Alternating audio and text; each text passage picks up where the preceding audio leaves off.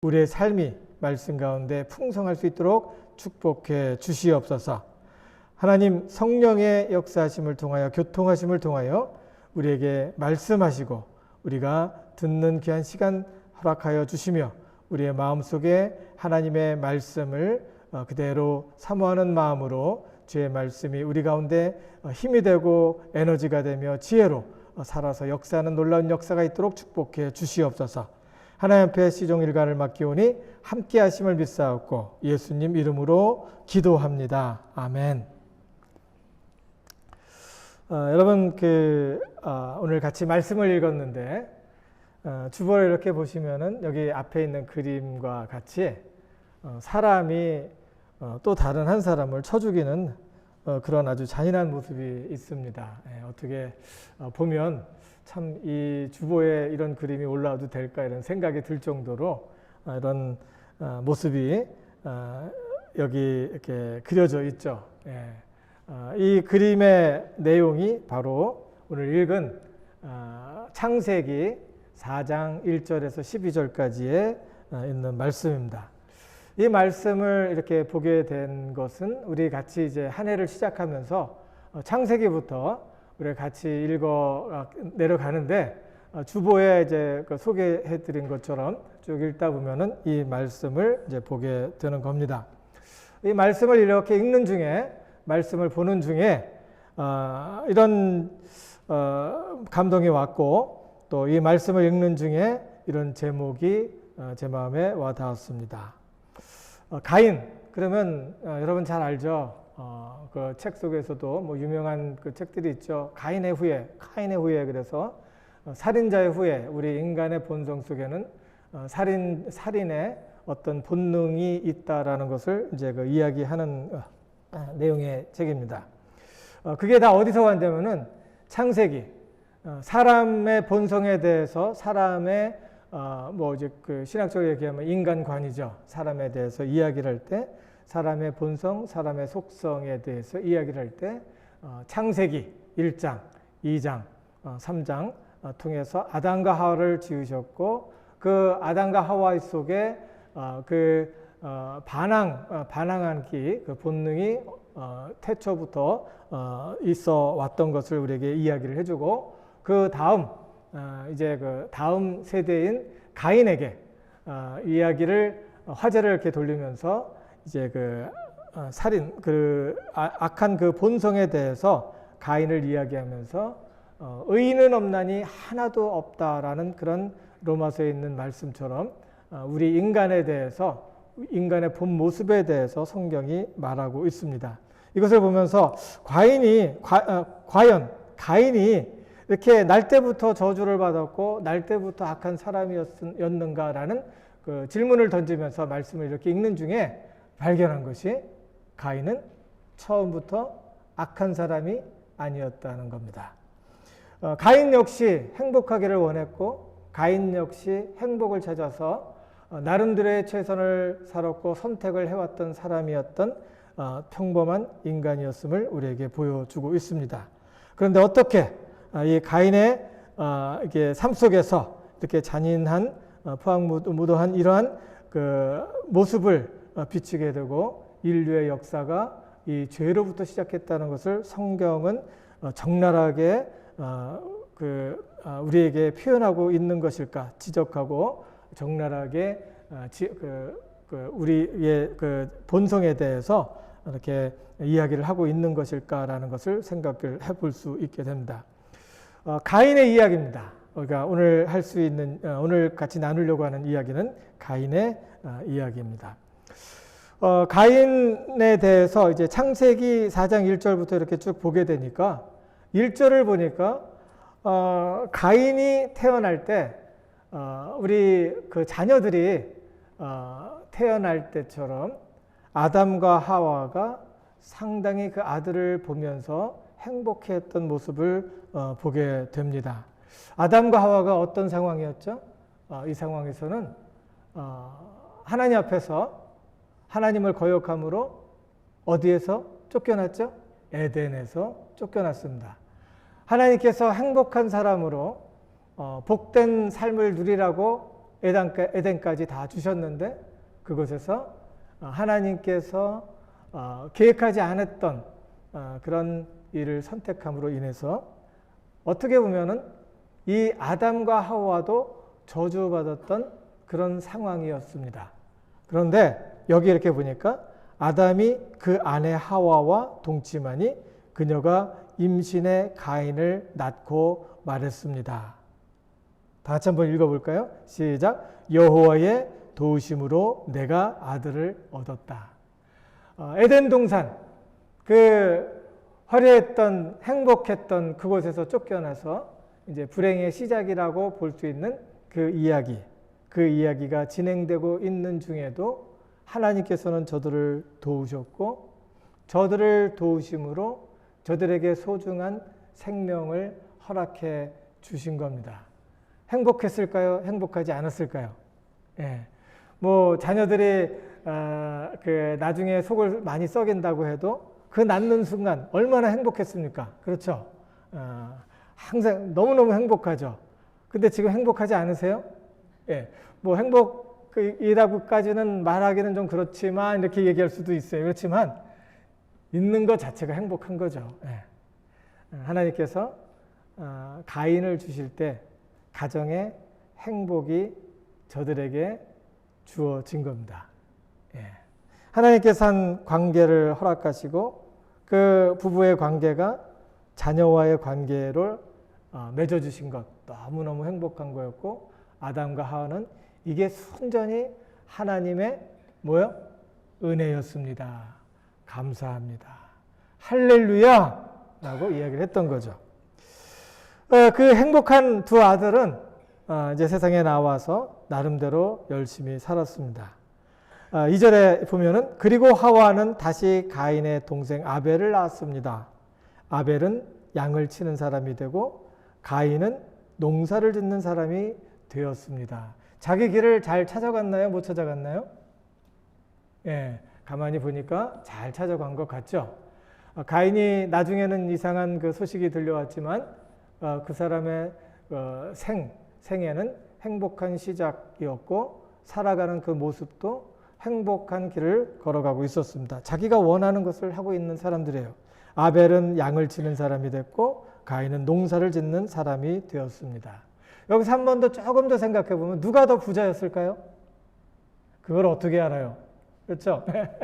모르죠. 근데 여기서 이제 상상의 날개를 펴고 누가 더 유복했을까라는 생각을 한번 해보게 됩니다. 그 다음 이야기를 보면서.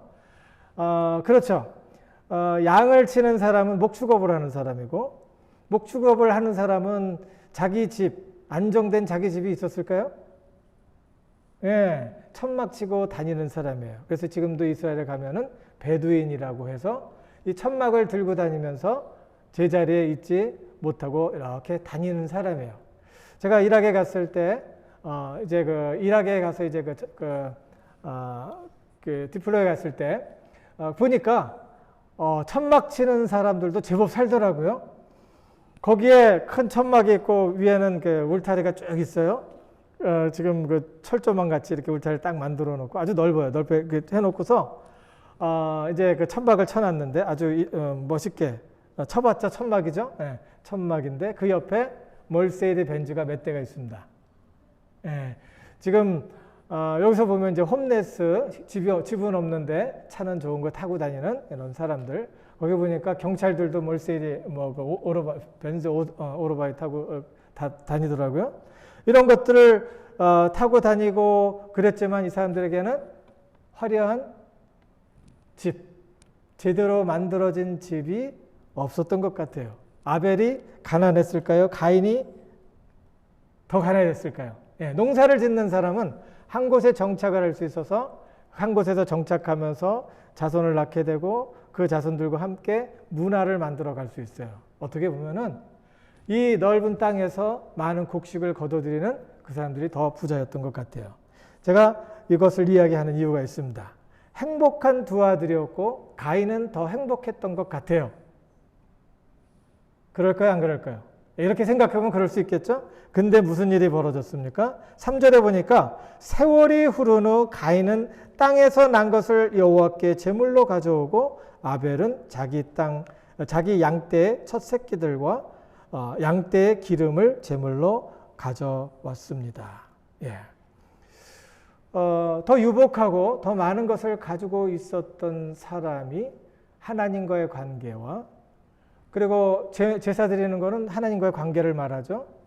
그리고 좀 정착하지 못하고 계속해서 다녀야 했던 베두인 그 아벨의 삶 속에 이렇게 하나님과의 관계는 이 3절, 4절을 통해서 볼 수 있는 것 같아요. 여기 그 아벨은 자기 양의 첫 새끼와 양떼의 기름을 제물로 가져왔다고 그랬어요. 참 의미심장한 말입니다. 예, 처음 것을 가져오려면은 뭐를 해야 될까요? 계획을 해야 돼요. 마음의 작정을 해야 되고, 내가 가장 귀한 것, 가장 중요한 것, 나에게 소중한 것, 의미가 있고 보람이 있는 처음 것을 하나님 앞에 드려야겠다라는 마음 속에서 무엇을 읽을 수 있어요? 하나님과의 관계를 읽을 수 있겠죠. 아담과 하와는 하나님과 직접 대면하여 봤지만 그 자손들은 아직 대면했다는 그런 말은 없어요. 이야기를 들었다는 소리는 들어도 대면하지 못했어요. 그래서 잊어버렸는지 모르겠어요. 그러나 아벨은 엄마 아빠로부터 들은 이야기를 마음에 품었고 그 하나님께로 돌아가려는, 그 하나님과의 관계를 가지려고 하는 그런 마음이 있었던 것 같아요. 그 하나님은 소중한 분이었고 그 하나님은 자기에게 가장 의미 있고 자기 인생에서 가장 중요한 그런 분으로 자리 잡았고 있었던 것 같아요. 그래서 아벨은 자기의 양떼의 많은 양들 중에서 그 중에 하나를 골랐어요. 그 중에 하나를 고르고 그 양이 새끼를 낳기를 기다렸고, 기다리면서 무엇을 생각했을까요? 하나님 앞에 드려야지 하는 생각을 하면서 그 첫 새끼들을 여러 개를 봤을 텐데 그 중에서 제일 안 좋은 걸 드렸을까요? 제일 좋은 것을 정성을 보니까 드렸겠죠. 그래서 새끼들 처음 것과 양떼의 기름을 제물로 하나님 앞에 드렸다는 거예요. 하나님과 마음이 합했다는 거예요. 하나님과 마음이 친밀한 관계고, 하나님이 이 우주를 창조하셨다. 하나님께서 이 에덴의 주인이었고 이 세계의 창조주 하나님이시다. 그 하나님께서 우리 아빠 엄마의 하나님이시고 그 하나님은 이렇게 은혜를 주셔서 지금까지 인도하신다라는 것을 아담과 하와가 가인과 아벨을 낳고 행복했던 것처럼 아벨은 그런 행복한 생각을 하고 있었던 것 같아요. 그런데 가인은 어떻게 드렸다고 합니까? 세월이 흐른 후 가인은 땅에서 난 것을 여호와께 제물로 가져왔다고 하죠. 여기에서 좀 차이점이 있죠. 예, 여기 제물 중에서 땅에서 난 곡식 중에서 처음 것이라는 것이 빠졌고 그 뒤에는 처음 것이라는 것이 있어요. 그러니까 그냥 그냥 하는 말 중에 하는 것이 아니에요. 여기에는 심각한 의미가 있어요. 아벨은 처음 것을 생각하며 기리며 하나님을 사랑하고 하나님과의 관계 속에서 이 제물이 선택되어졌는데 이 가인에게는 처음 것이라는 것이 없어요. 그리고 처음 것을 대응할 수 있는 다른 단어가 없어요. 그냥 땅에서 난 것을 여호와께 제물로 가져왔다는 거예요. 땅에서 지금 여기에서 보면 열매들이 우리 가을에만 납니까? 우리 한국 같으면 가을에만 많이 나죠. 근데 여기서는 항상 있어요. 예, 항상 있으니까 눈에 보이는 대로 가서 마음에 드는 대로 가다가 생각나면 따갖고 드리고 가다가 하면은 아니면 자기가 다 하고, 평상시에 하나님을 생각하고 또 하나님과의 관계가 소원했던 것을, 좀 떨어져 있었던 것을 이 말씀 자체를 통해서 보게 됩니다. 여러분 어떠세요? 가인은 지금 마음 전체가 하나님께로 집중되어 있지 않고 아벨은 하나님 앞에 집중되어 있어요. 이런 사람의 삶이 어떻게 다른지를 여기서 또 말씀을 통해서 알 수 있습니다. 4절에 보니까 4절에 여호와께서 아벨과 그의 제물은 인정하셨으나 가인과 그 제물은 인정하지 않으셨습니다. 가인은 몹시 화가 나서 고개를 떨구었습니다. 이 말 속에서도 큰 어떤 의미가 있어요. 여호와께서 아벨의 제사를 받은 이유가 있을까요, 없을까요? 예, 그 흐름을 보니까 아벨과 지금 마음이 통하고 있고 아벨과의 그 만남이 계속해서 지금 진행되고 있었어요. 그러니 그 아벨이 정성을 들이고 하나님 앞에 나오는 모든 것을 받을 수 있었겠죠. 마음 전체를 하나님께서 원하시니까. 그리고 그것이 진정한 교제고, 우리 자녀도 마찬가지잖아요. 엄마랑 아빠랑 말이 잘 통해갖고 이야기를 하면은 미안한 얘기지만은 예, 그 자녀가 좀 더 신경이 좀 쓰이죠. 저만 그런가요? 아니죠. 예, 신경이 좀 쓰입니다. 그런 것처럼 하나님께서 그의 삶을 받으셨고, 받으셨다는 얘기는 행복했다는 거예요. 하나님과 이야기할 때 행복했고, 하나님과 말하고 하나님과 시간을 내며 하나님을 생각할수록 그 아벨의 마음새는 행복함이, 보람이 있고 의미가 있고 행복했던 거예요. 그런데 가인은 그렇지 않았어요. 가인과 그의 제물은 인정하지 않으셨습니다. 왜 그랬을까요? 마음은 딴 데가 있고 그냥 거칠애를 한 겁니다. 우리가 하나님 앞에 예배 드릴 때 내 마음과 생각, 그 생각을 받으시고 나의 전체를 받으심을 믿습니다. 여러분이 여기에 오실 때는 많은 고민을 한 분도 있을 거예요. 지금 다른 데도 있고 뭐 다른 데 가도 되고, 그리고 여행 이렇게 여행 오신 분은 한 번 빠지는 거 어때? 이렇게 할 수도 있는데 그 마음에 작정하는 그 순간 하나님께서 그 마음을 터치해 주셨고, 그래도 가야지. 그리고 또 어려운 가운데 내가 지금 이 1시에 예배 드리니까 하루의 중간이잖아요. 다른 거 얼마든지 할 수 있는데 이 시간을 하나님 앞에 드려야지 하는 사람의 생각과 그렇지 않은 건 다르죠. 하나님은 거기서부터 여러분의 예배를 받으셨다는 것을 믿으셔야 돼요. 여러분 스스로가 온 것이 아니라 하나님께서는 그 마음을 인도해 주셨어요. 함께 시간을 보내자. 내가 너를 얼마나 사랑하는지 이 말씀을 통해서 네가 듣기를 원한다라는 그 초청에 여러분이 반응을 한 거예요. 이 시간을 통해서 하나님께서 얘기를 하셨어요. 그러나 가인은 그냥 생각은 따로 있고 그냥 메커니즘 있죠. 그냥 자동으로 주일이 되니까 안 가면 좀 서운하니까 이렇게 오게 됐다. 이런 사람들도 하나님께서 사용하시고, 이런 사람들도 하나님께서 메시지를 통해서 어떤 임팩을 줄 수 있어요. 그러나 하나님 앞에 100% 하나님을 경험할 수 있는 사람은 가인보다는 아벨이겠죠. 그런데 여기에서 이렇게 보니까 가인이 몹시 화가 났습니다. 왜 그랬을까요? 이것도 참 어렵죠. 예. 가인은 가인의 생각 속에 가인이 집중하고 있었던 것은 왜 이렇게 화가 났을까라는 것을 한번 생각해야 하는데, 가인 속에는 하나님과의 관계보다도 옆에 있는 사람들과 자신을 계속해서 비교했던 것 같아요. 아벨이 드려? 나도 해. 아벨이 행복해? 나도 행복해야 돼. 누군가 이렇게 잘하고 있어? 그럼 나도 그 정도는 하고 그 사람보다 더 해서 나도 하나님의 복을 받아야지. 그러니까 하나님을 이야기를 하는데, 하나님을 예배는 하는데 항상 그 눈의 관심, 그 눈의 초점이 어디가 있어요?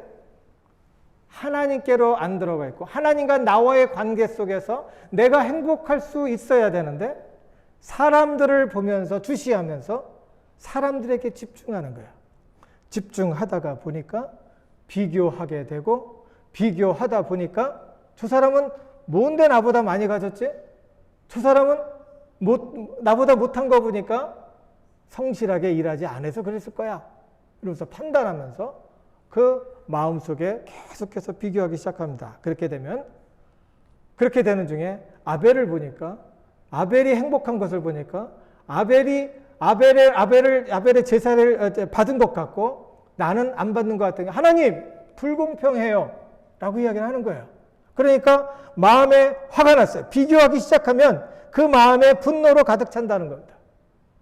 분노가 있게 되고 그 분노가 있게 되면 그 사람은 이제 거기서부터 우울하게 되는 겁니다. 그러자 여호와께서 가인에게 말씀하십니다. 왜 그렇게 화가 났느냐?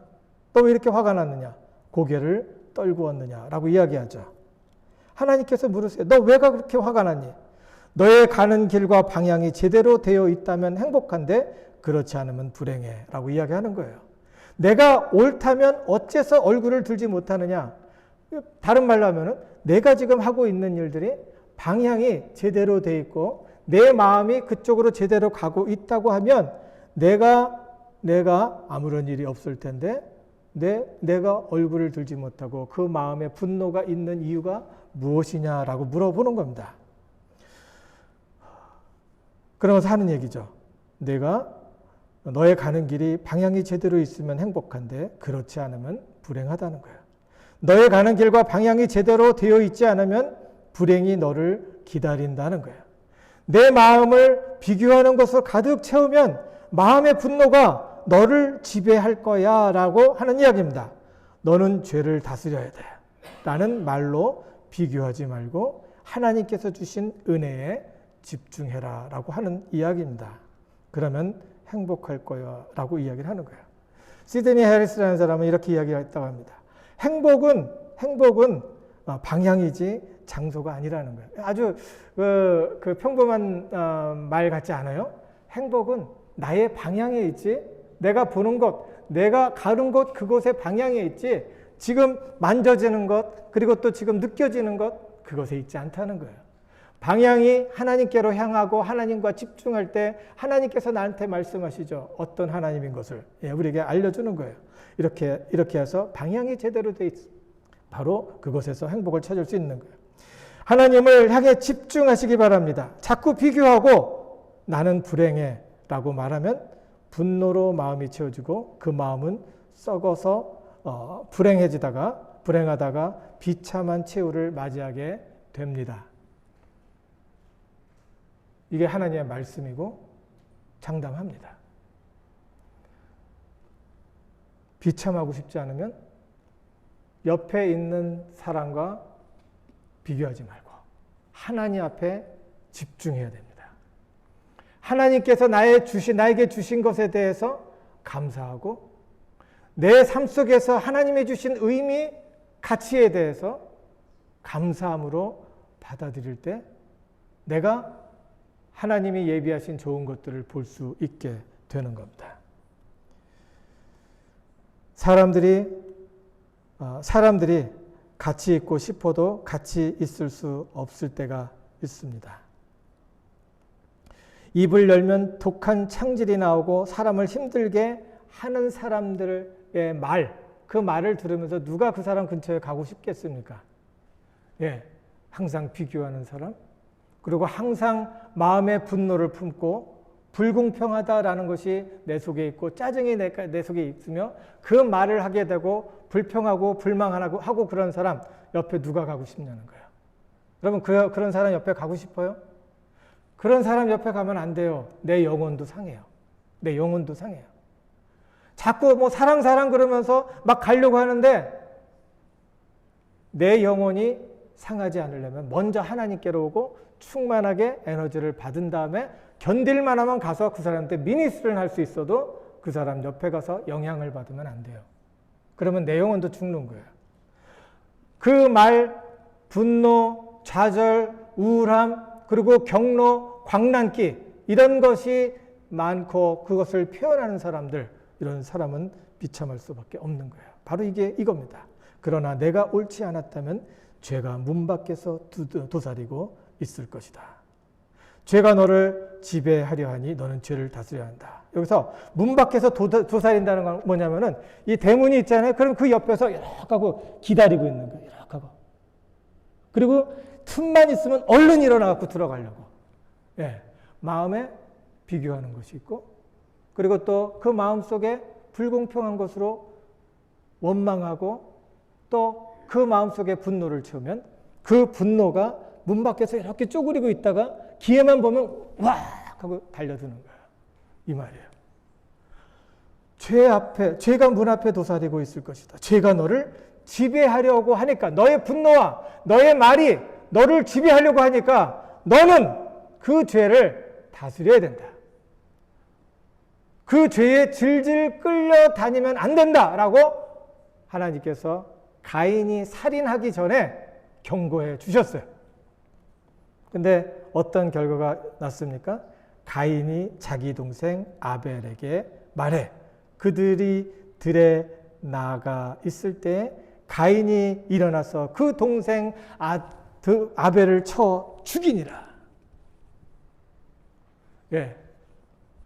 마음의 분노로 가인은 끝내 일을 저지릅니다. 살인을 하는 거예요. 살인마가 되는 거예요. 마음의 분노는 하나님께 대한 도전입니다. 하나님의 형상에 대한 도전입니다. 왜? 사람은 하나님의 형상을 따라 지음을 받았기 때문에 사람에 대해서 도전하고 사람을 업신여기고 무시하고 그 사람에 대해서 띵으로 생각하면 하나님 형상에 대한 정면 도전이에요.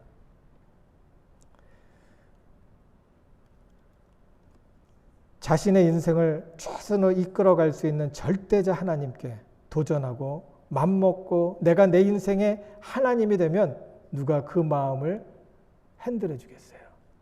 컨트롤 해 주겠어요? 고삐 풀린 망아지가 되는 거예요. 미친 개가 되는 거예요. 점잖은 사람은 피해가지만 망나니는 몽둥이로 그 손을 댑니다. 네. 이런 사람은 격리시켜야죠. 그것을 옥이라고 해요. 아이솔레이트, 격리시키는 것이 옥이에요. 옥에다가 눕는 거예요. 지상에 있을 때는 감옥이 되고 우리가 하나님 나라에 가게 될 때는 영혼이 죽으면 뭐가 돼요? 감옥, 지옥이 되는 거예요. 지옥으로 가는 거예요. 저 사람은 죄를 안 진 것 같은데, 저 사람은 착하게 살았는데, 저 사람은 지옥 갑니까? 천국 갑니까? 이거 미련한 질문이에요. 마음이 고장난 사람, 다른 사람에게 해를 끼칠 수 있는 사람, 본성적으로 악한 본능, 그 본능의 후예인 가인의 후예들은 다른 사람과 같이 있으면 안 돼요. 해를 끼치니까. 근데 하나님께서 아들 예수 그리스도를 통해서 우리가 갈 수 없는 자격을 뭘로? 예수님께서 우리 죄의 삭슬, 대가를 치러주심으로 갈 수 있도록 해 주신 거예요. 그게 은혜예요. 그게 은혜예요. 하나님께서 우리를 이곳에 불러주시고 은혜로 우리가 갈 수 있는 거예요. 그러나 우리가 가인의 삶을 살게 될 때 우리는 비참해지는 겁니다. 분노의 결과는 살인이에요. 여호와 하나님께서 가인에게 말씀하셨습니다. 내 동생 아벨이 어디 있느냐? 가인이 말합니다. 모릅니다. 제가 동생을 지키는 사람입니까? 하나님 앞에도 지금 화가 났죠? 아주 신경질적이에요. 반항적이에요. 여호와께서 말씀하셨습니다. 내가 무슨 짓을 저질렀느냐? 내 동생의 피가 땅에서 내게 울부짖고 있다. 숨기려고 하지만 숨길 수 없다는 거예요. 숨길 수 없어요. 다 드러난다. 지상에 있는 모든 것들이 다 드러나요. 만천하에 다 드러나는 거예요.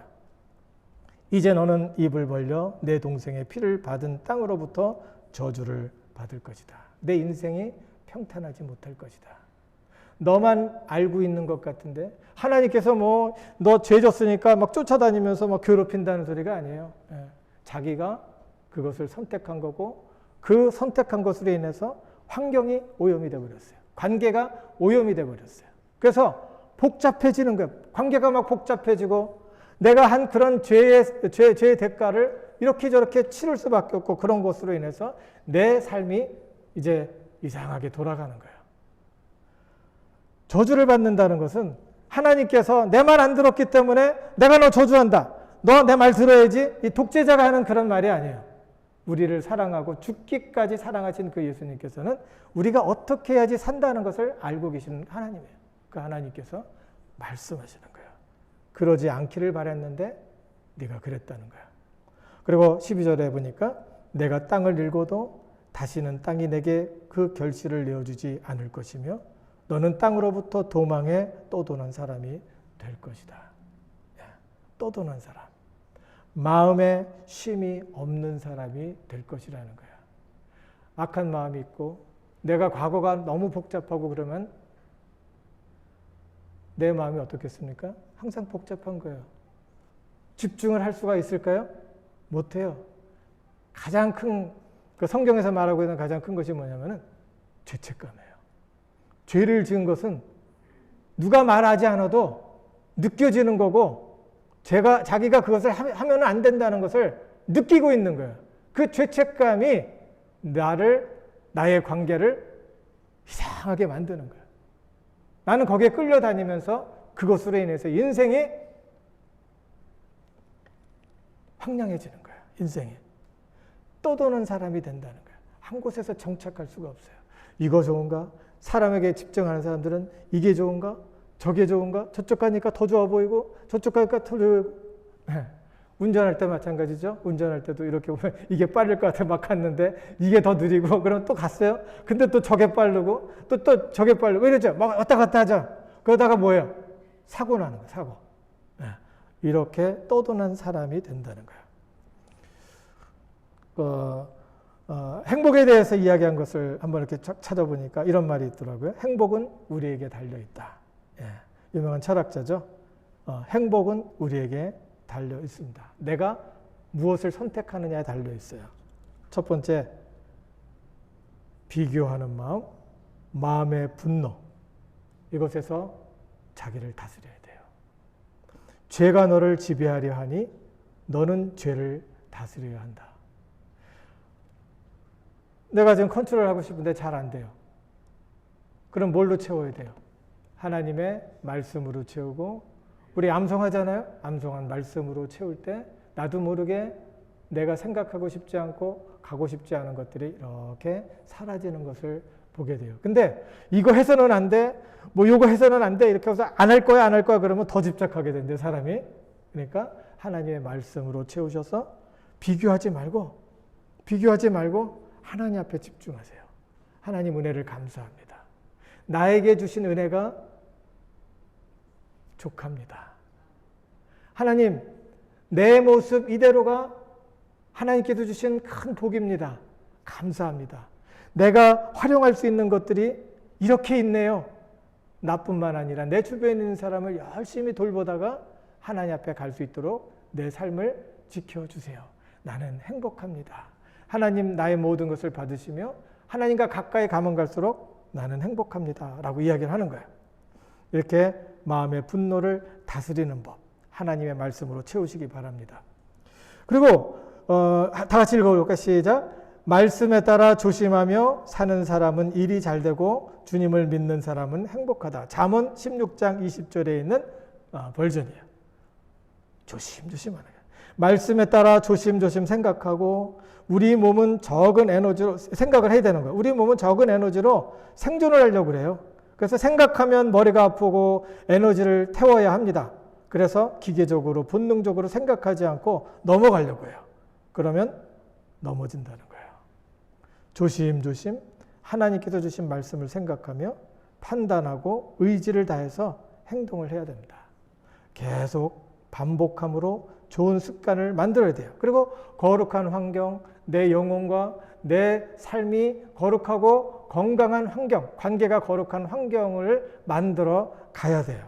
조심조심. 생각하며. 생각을 안 해요. 하고 싶지 않아요. 사람들이. 에너지가 많이 들어가니까. 머리 아프니까. 근데 생각을 해야 돼요. 하나님께서 우리에게 생각할 수 있는 머리를 주셨고 바깥에서 오는 하나님의 말씀을 위로부터 오는 하나님의 말씀을 마음에 심고 그 말씀을 생각하면서 선택을 해야 돼요. 죄가 지금 문 밖에 서서 도사리고 있는 거야. 나의 마음의 분노가 나를 잡아먹으려고 도사리고 있는데 생각함으로 이게 아니구나라는 것을 생각하며 하나님 앞에 돌아올 때 하나님께서 책임져 주시는 줄을 믿습니다. 예수님께서 모든 성과 촌에 두루 다니사 저희 회당에서 가르치시며 천국 복음을 전파하시며 모든 병과 모든 약한 것을 고치시니라. 예수님께서 엄청난 많은 일을 했어요. 그러면서 느끼는 거면 무리를 보시고 민망히 여기셨으니 이는 저희가 목자 없는 양과 같이 고생하며 유리함이라. 사람을 보면 볼수록, 치유하면 치유할수록, 도와주면 도와줄수록, 그 사람들의 마음을 회복시켜 주면 줄수록 많은 사람들이 그 말씀을 필요로 하고 많은 사람들이 예수 안에서 새롭게 하시는 그 능력과 역사를 필요로 했다는 거예요. 필요로 했던 거예요. 그래서 예수님의 마음은 뭐냐면은 우리의 떠도는 마음, 그 죄가 도사리고 우리에게 엄습하고 우리를 정복하려고 하는 그때에, 그리고 그 죄 속에서 질질 끌려다니는 우리를 붙잡아 주시고 우리를 꼭 잡아주시며 안정된 삶을 행복할 수 있도록 우리에게 인도해 주시는 분이 바로 예수님이라는 거예요. 민망히 여기시고 그랬는데 그 이유가 목자 없는 양과 같이 고생하며 유리하고 있다는 거예요. 여러분 고생하고 있지 않아요? 유리하고 있지 않아요? 한시가 바쁘게 이 생각 저 생각 이렇게 차 있죠? 예, 피곤하고 지쳐 있어요. 예수님께서 부르십니다. 수고하고 무거운 짐진 자들아 다 내게로 오라. 내가 너희를 쉬게 하리라. 나는 마음이 온유하고 겸손하니 나의 멍에를 메고 내게 배우라. 그리하면 내가라고 그랬어요. 너의 마음이 쉼을 얻으리라. 너의 마음이 쉼을 얻으리니 이는 내 멍에는 쉽고 내 짐은 가벼움이니라. 하나님 앞에 가까이 가면 갈수록 하나님께서 나를 사랑한다는 말로 내가 마음이 벅차요. 나를 이렇게 사랑하시네. 나를 이렇게 사랑하셔서 날 이곳에 불러주셨네.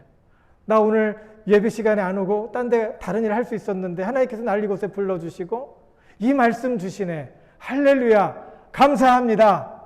이때는 아멘 해야죠. 아멘. 이렇게 아멘 하면서 하나님 나를 더 사랑하시네.